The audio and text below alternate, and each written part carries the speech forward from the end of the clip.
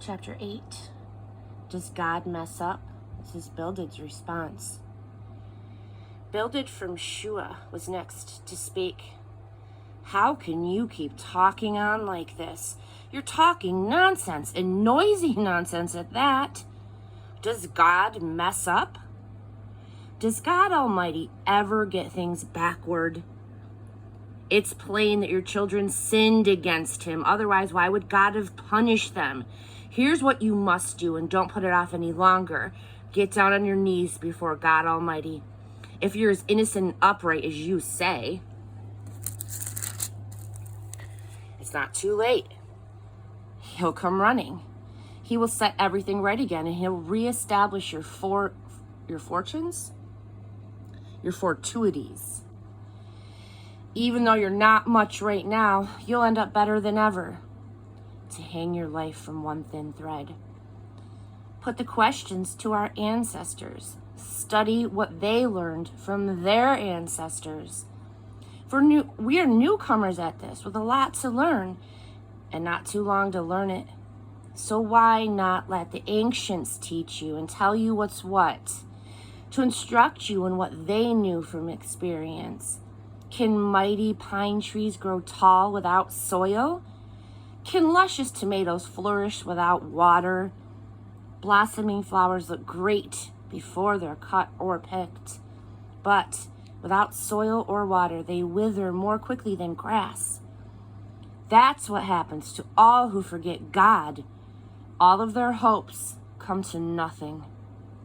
They hang their life from one thin thread.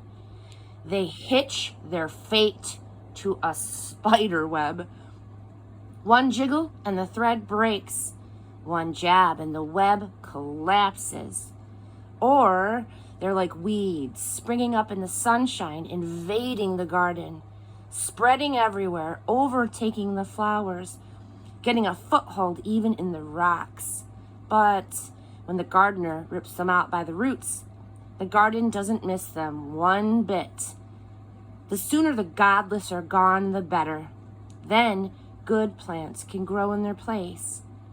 There is no way that God will reject a good person, and there is no way that he'll help a bad one. God will let you laugh again. You will raise the roof with shouts of joy, with your enemies thoroughly discredited and their house of cards collapsed. Job continues, chapter 9. How can mere mortals get right with God?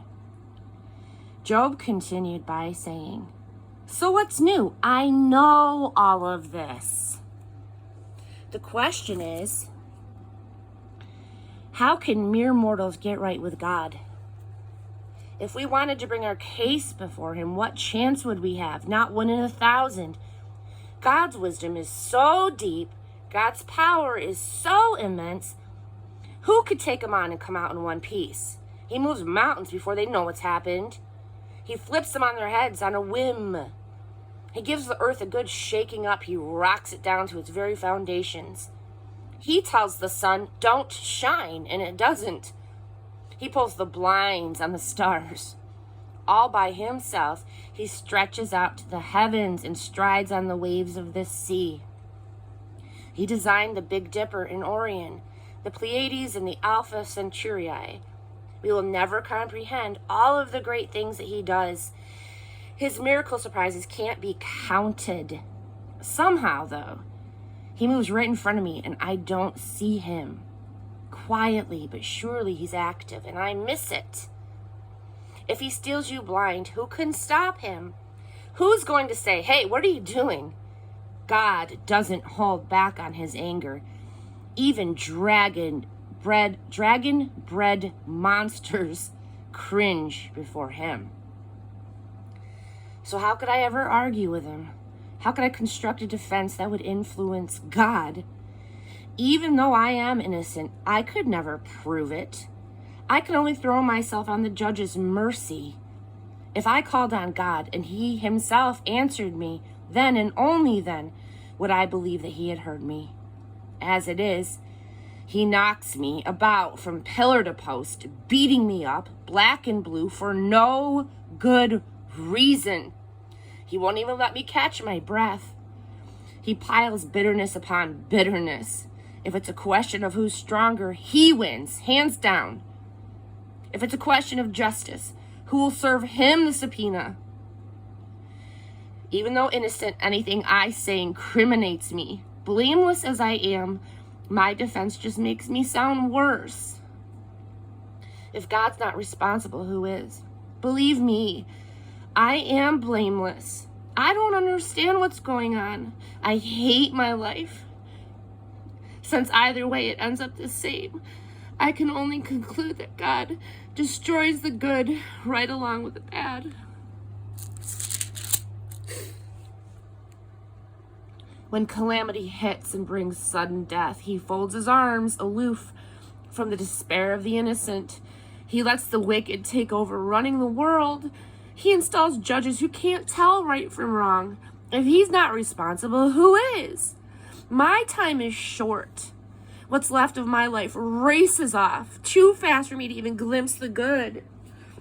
My life is going fast like a ship under full sail, like an eagle plummeting to its prey.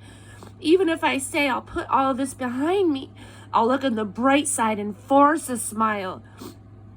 All of these troubles would still be like grit in my gut. Since it's clear you're not going to let up. The verdict has already been handed down. Guilty. So what's the use of protest or appeals? Even if I scrub myself all over and wash myself with the strongest soap I can find, it wouldn't last. It would push me into a pig pen or worse, so nobody could stand me for this stink. God and I are not equals. I can't bring a case against him. We will never enter a courtroom as peers. How I wish we had an arbitrator to step in and let me get on with life, to break God's death grip on me, to free me from this terror so I could breathe again. Then I would speak up and state my case boldly. As things stand, there is no way I can do it.